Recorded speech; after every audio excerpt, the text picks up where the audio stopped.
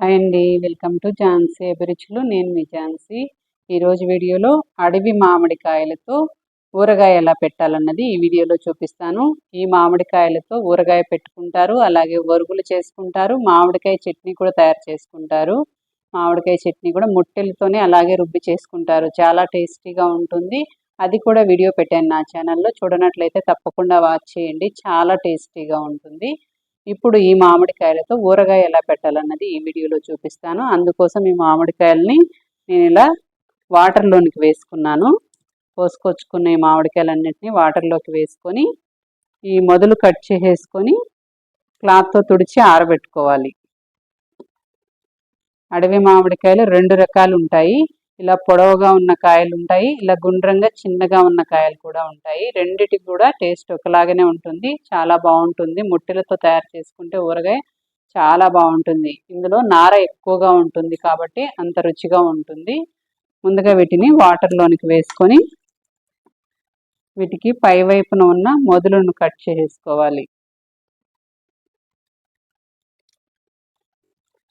ఇలా మొదలును కట్ చేసేసుకున్న తర్వాత నీట్గా వీటిని కడిగేసి ఒక పొడి క్లాత్తో తుడుచుకొని ఆరబెట్టుకోవాలి. ఇందులో తేమంతా ఆరిపోయే వరకు ఆరబెట్టుకోవాలి.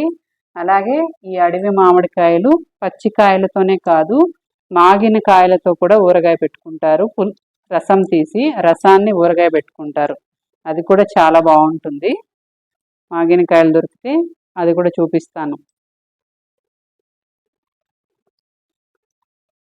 మొత్తం కాయలన్నింటినీ ఇలా మొదలు కట్ చేసుకొని వాటర్లో నీట్గా కడిగేసుకొని పొడి క్లాత్తో తుడిచేసి ఆరబెట్టుకోవాలి. ఇందులో తేమంతా ఆరిపోయేలాగా ఆరబెట్టుకోవాలి. ఎక్కడ తేమ ఉండకూడదు. ఊరగాయ పెట్టేటప్పుడు తేమ ఉంటే చెడిపోతుంది.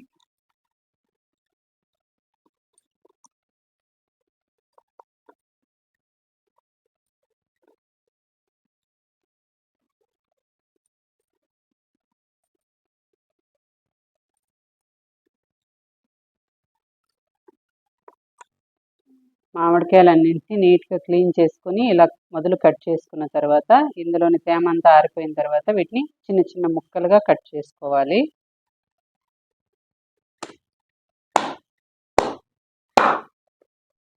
ఈ విధంగా ముట్టెతో కొట్టుకోవాలి. ముక్కల్ని లోపల ఉన్న జీడిని తీసేసి చిన్న చిన్న ముక్కలుగా కొట్టుకోవాలి.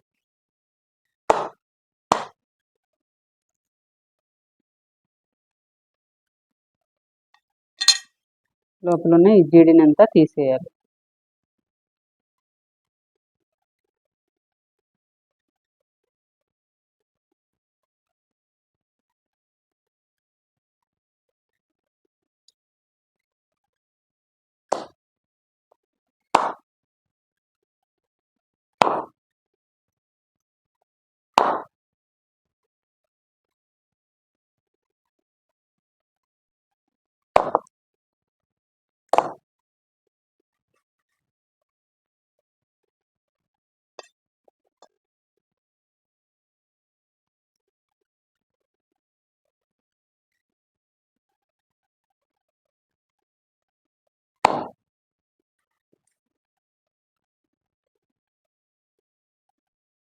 ఈ విధంగా మొత్తం ముక్కలన్నింటినీ చిన్న చిన్న ముక్కలుగా కట్ చేసుకోవాలి, ముట్టెలతో సహా.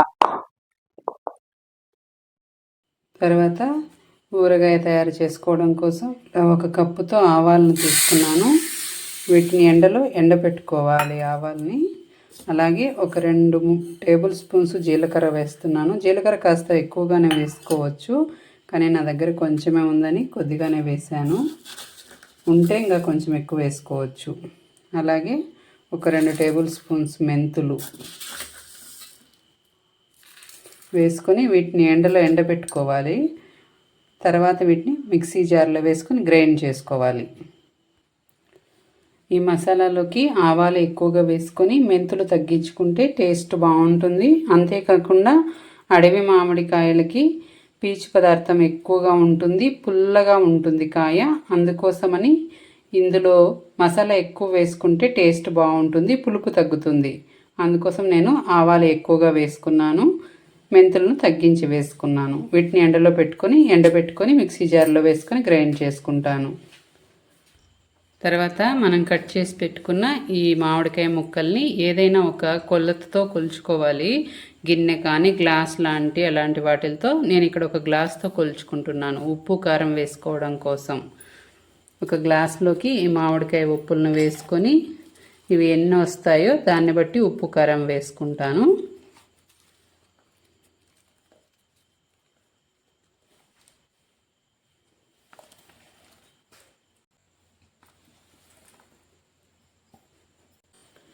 ఈ మామిడికాయ ఉప్పులు ఇంచుమించుగా 6 గ్లాసులు వచ్చాయి. ఈ గ్లాస్తోనే నేను ఇప్పుడు ఉప్పు కారాన్ని తీసుకుంటాను. తర్వాత ఎండించి పెట్టుకున్న ఈ ఆవాలను మిక్సీ జార్లోనికి వేసుకొని మెత్తటి పౌడర్ లాగా గ్రైండ్ చేసుకోవాలి. తర్వాత ఒక ప్లేట్లోనికి ఏ కప్పుతో అయితే మామిడికాయ ఉప్పులు తీసుకున్నామో అదే కప్పుతో ఒక గ్లాసు కారం తీసుకుంటున్నాను. అలాగే ఒక అర గ్లాసు ఉప్పు తీసుకుంటున్నాను.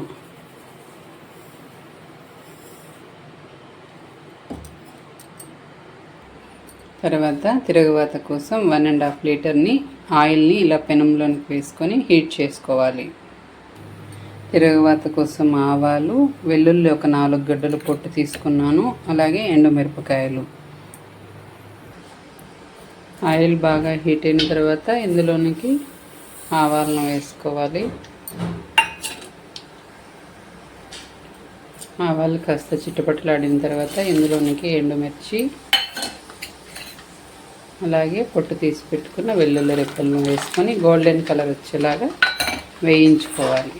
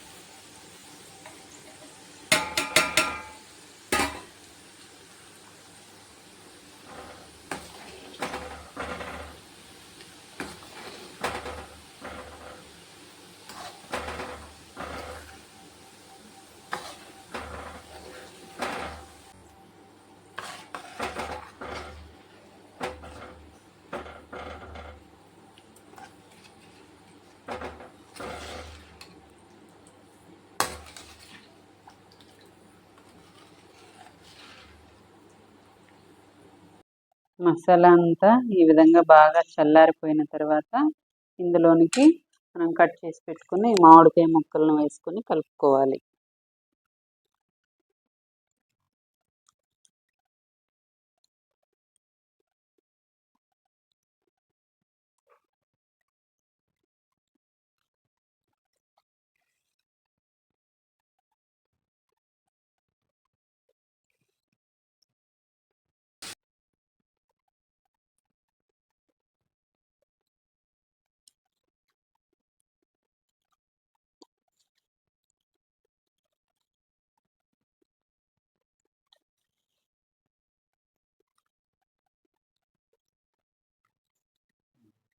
ఈ విధంగా అడవి మామిడికాయలతో ఊరగాయ పెట్టుకుంటే సంవత్సరం పైన నిల్వ ఉంటుంది.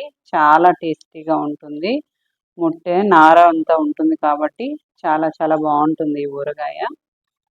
ఇలా తయారు చేసుకుంటే ఎక్కువ రోజులు నిల్వ ఉంటుంది. మసాలా అంతా బాగా పట్టే వరకు 1 వీక్ పాటు దీన్ని ఏదైనా ఒక జాడీలోకి వేసి పెట్టుకుంటే ముక్కలకు బాగా పడుతుంది. ముక్కలు బాగా ఊరుతాయి. తర్వాత వాడుకోవచ్చు.